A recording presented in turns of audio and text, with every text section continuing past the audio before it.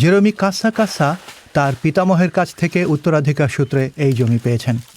প্রায় 1.7 হেক্টর এলাকা জুড়ে নানা ধরনের গাছ বেড়ে উঠছে। অ্যাগ্রোফরেস্ট্রি নামের কৌশল ব্যবহার করে এমনটা করা হচ্ছে। ওখানে এমিয়ান গাছ রয়েছে, জানি সেটির কাঠ খুব ভালো, যা দিয়ে অনেক কাজ করা যায়।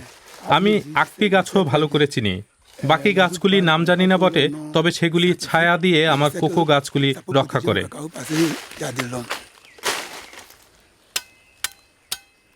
চাষি হিসেবে তার এই মনোভাব সত্যি এক ব্যতিক্রম। বিচ্ছিন্নভাবে কোকো, রাবার ও অয়েল পাম চাষের কারণে আইভরি কোস্টের প্রকৃতি সম্পূর্ণ বদলে গেছে। গত 60 বছর ধরে দেশটির প্রায় 80% অরণ্য ধ্বংস হয়ে গেছে। কীটনাশকের অতিরিক্ত ব্যবহার মাটিরও মারাত্মক ক্ষতি করেছে। সেই সঙ্গে জলবায়ু পরিবর্তনের কারণে বিঘ্ন ও সমস্যা বাড়িয়ে তুলছে।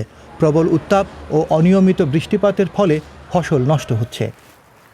আবিদজানের এক বিশ্ববিদ্যালয়ের প্রফেসরের মতে দেশটি আসলে এক জরুরি অবস্থার মধ্যে রয়েছে। চাষিদের ভবিষ্যৎ হুমকির মুখে পড়েছে।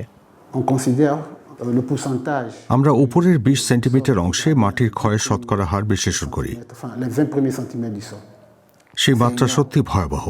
অত্যন্ত জরুরি ভিত্তিতে একাধিক মাপকাঠি অনুযায়ী আমাদের এর কারণ নির্ণয় করতে হবে।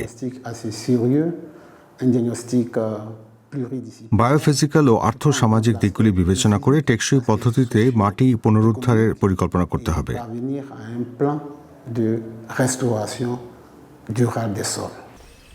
বাসাজিন গ্রামের নারী কাসাভা চাষিরা এক স্থানীয় এনজিওর সহায়তায় জমির উপর অরণ্য গড়ে তুলে পরীক্ষা চালাচ্ছেন।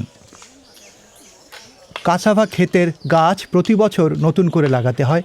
কিছু মাটির ক্ষয় ও বৈশ্বিক উষ্ণায়নের কারণে রোগের প্রকোপ বেড়েই চলেছে। সে কারণে এই নারীরা হাতে গোনা কিছু অবশিষ্ট অরণ্যে নতুন ও উর্বর জমির সন্ধান করছেন। এখন ছোট জঙ্গলে রোগব্যাধি ছাড়াই কাসাভা গাছ প্রতি বছর বেড়ে উঠতে পারে। নারীরা ফসল নিয়ে সন্তুষ্ট। আজ মাত্র 1 হেক্টর জমিতে 20 থেকে 40 টন কাসাভা উৎপাদন করা সম্ভব হচ্ছে। অতীতে 15 টনের বেশি কখনোই সম্ভব হতো না। আরও উত্তরে ইয়ামোসুক্রো এলাকায় ইউরোপীয় সহযোগিতা ও উন্নয়ন সংস্থা টেকসই কৃষির কৌশল ছড়িয়ে দেবার চেষ্টা করছে। মাটির মধ্যে পুষ্টি বাড়াতে খনিজ সার, বায়োকম্পোস্ট বা বিভিন্ন ধরনের কীটনাশক ব্যবহারের পরিকল্পনা রয়েছে। উৎপাদকরা সাধারণত আমাদের বিক্রি করা খনিজ সার ব্যবহার করেন। অ্যাগ্রো ইকোলজিক্যাল ট্রানজিশন প্রকল্পের মাধ্যমে আমরা তাদের প্রচলিত পদ্ধতিতে পরিবর্তন আনতে সাহায্য করতে চাই, যাতে তারা অর্গানিক সারের দিকে এগোতে পারে।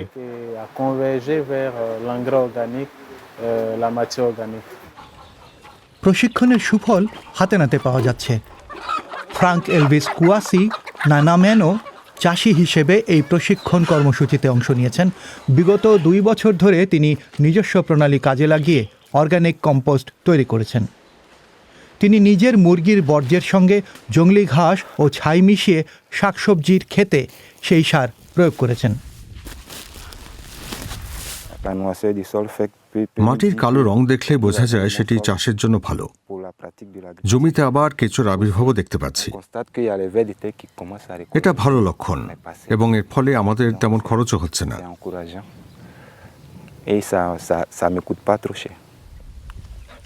গত 3 বছরে প্রায় 250 জন চাষি প্রশিক্ষণ নিয়েছেন।